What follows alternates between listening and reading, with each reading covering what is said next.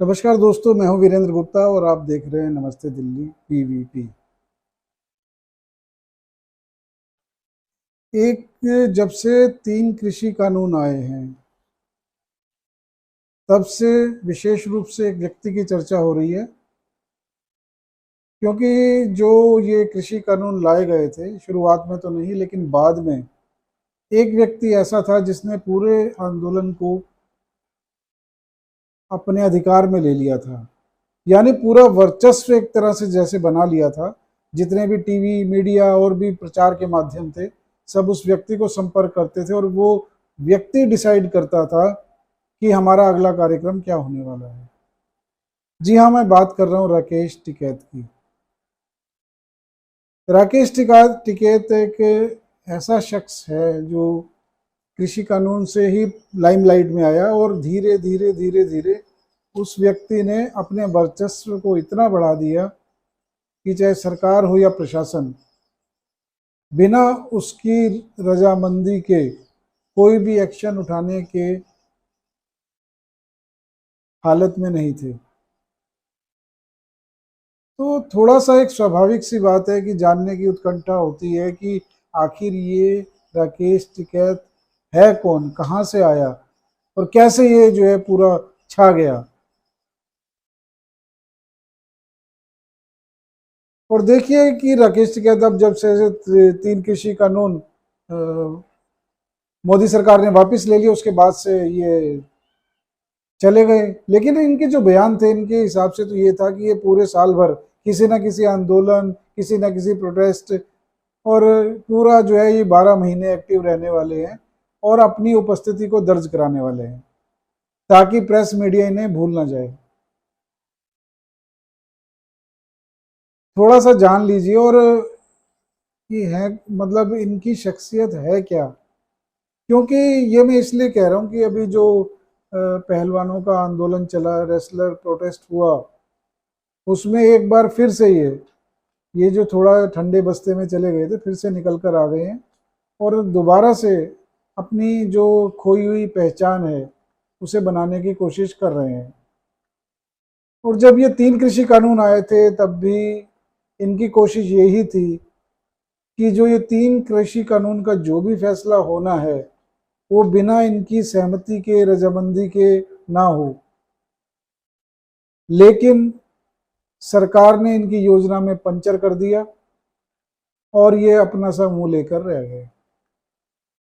क्योंकि जो इनकी पूछ थी आंदोलन में, वो आंदोलन खत्म होते ही हवा हो गई। आपको याद होगा कि कितने भी मीडिया चैनल वाले थे, सब इनके पीछे लाइन लगा के रहते थे कि किसी तरह से इनका समय मिल जाए एक बयान देने के लिए। और कितनी भगदड़ होती थी ये मीडिया चैनल्स में, ये कोई छुपी हुई बात नहीं है। अब ये जो भी शख्स हैं इनके बारे में थोड़ा सा चलिए अब इनका इतिहास बता देते हैं कि इनका इतिहास क्या रहा है। ये जो राकेश टिकैत हैं ये कोई छोटी मोटी हस्ती नहीं है। मैं इसलिए कह रहा हूँ छोटी मोटी हस्ती, राजनीतिक हस्ती नहीं। राजनीति की अगर आप बात करें तो 2 बार ये पहले लोकसभा का चुनाव रालोद के टिकट पर लड़ चुके हैं और दोनों ही बार हार चुके हैं। इसलिए जनाधार इनका कोई बड़ा विशेष नहीं है।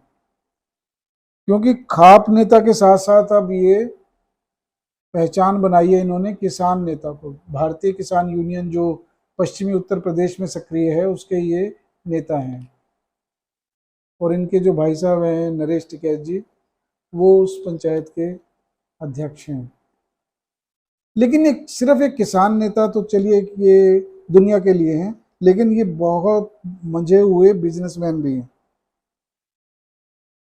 और जो इन्होंने हलफनामा दिया था 2014 के जो चुनाव हुए थे लोकसभा के, उसमें इन्होंने जो अपनी संपत्ति बताई थी, और अब इनकी संपत्ति में लगभग 10 गुना का इजाफा हो चुका है। इससे आप अंदाजा लगा सकते हैं कि इन्होंने कितनी अपनी संपत्ति बढ़ा दी है। क्योंकि इन्होंने अपनी संपत्ति बताई थी 4.25 करोड़ 2014 में। अब इनकी संपत्ति कितनी है इसका आप अनुमान लगा सकते हैं। एक पत्रकार ने इनसे प्रश्न पूछा था किसान आंदोलन के समय में कि बीजेपी आप पे आरोप लगाई है कि आपने एक अकूत संपत्ति अपनी अर्जित की हुई है। तब इनका जवाब दे ये था कि भैया कितनी मेरे पास पैसा है ये तो मुझे भी नहीं पता, हजारों करोड़ भी हो सकता है, ये तो सरकार को अपने अधिकारी और पटवारी लगाने पड़ेंगे तब जाके पता चलेगा कि मेरी संपत्ति कितनी है। तो इनकी हनक तो आप समझ सकते हैं। और इनका डायलॉग भी बड़ा पॉपुलर हुआ था उस समय किसान आंदोलन में, बक्कल तार देंगे, ट्रैक्टर भी यही है और हमारे किसान भी यही हैं, और ज़्यादा 3-5 की तो ट्रैक्टर लेके घुस जाएंगे कभी भी। तो इससे आप सोच सकते हैं कि इनका देखिए हनक है, लेकिन जलवा वैसा अब नहीं है जैसा था, क्योंकि जो अब पहलवान आंदोलन चला था वो भी अब थोड़ा दब गया है। और जब पहलवान आंदोलन पर्दे के पीछे जा रहा है तो इनकी पहचान भी धीरे धीरे पर्दे के पीछे जाने के लिए अभिशप्त है। अब इनका ये जान लीजिए कि इनका कहाँ कहाँ व्यापार फैला हुआ है। देखिए इनके बहुत सारे पेट्रोल पंप हैं, इनसे मोटी कमाई होती है। वो पश्चिमी उत्तर प्रदेश में ईंट के भट्टे हैं, काफ़ी बड़ा कारोबार है। इसके अलावा शोरूम इत्यादि भी हैं कपड़े के काफ़ी इनके। और पश्चिमी उत्तर प्रदेश में इनके पास एग्रीकल्चर लैंड की कोई कमी नहीं है, बेहिसाब एग्रीकल्चर लैंड है। और इनकी ये बताया जा रहा है कि 4 राज्यों में संपत्ति है, जिसमें उत्तर प्रदेश, उत्तराखंड, महाराष्ट्र और दिल्ली शामिल है। इसके अलावा इनके पास शहरों की अगर बात करें तो मुजफ्फरपुर, ललितपुर, झांसी, लखीमपुर खीरी, बिजनौर, बदायूं, दिल्ली, नोएडा, गाजियाबाद, देहरादून, रुड़की, हरिद्वार और मुंबई सहित 13 शहरों में संपत्तियां हैं। और भी अन्य कारोबार हैं इनके, जिसके बारे में अभी शायद दुनिया को पता भी नहीं है।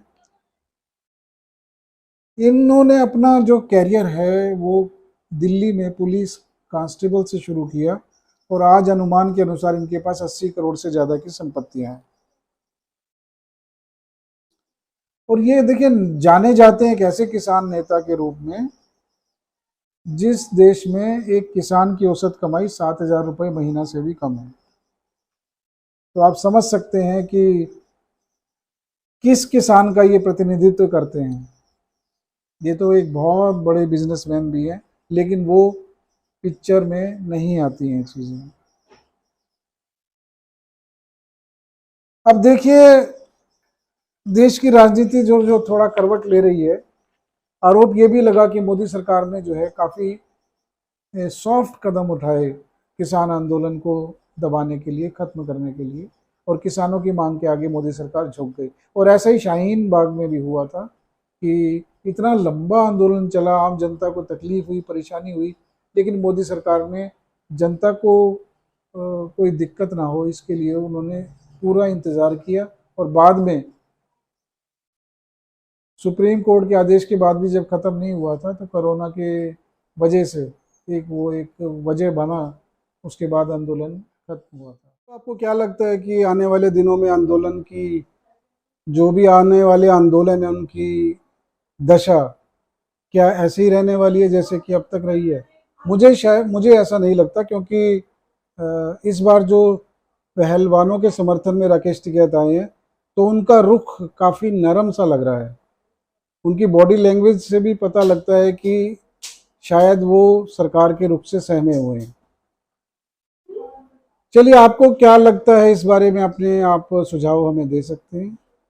अगर चैनल के कंटेंट पसंद आए हैं तो ज़रूर लाइक कीजिए, शेयर कीजिए, और चैनल को सब्सक्राइब नहीं किया तो तुरंत कर लीजिए। फिर मिलेंगे नए मुद्दे के साथ। नमस्कार।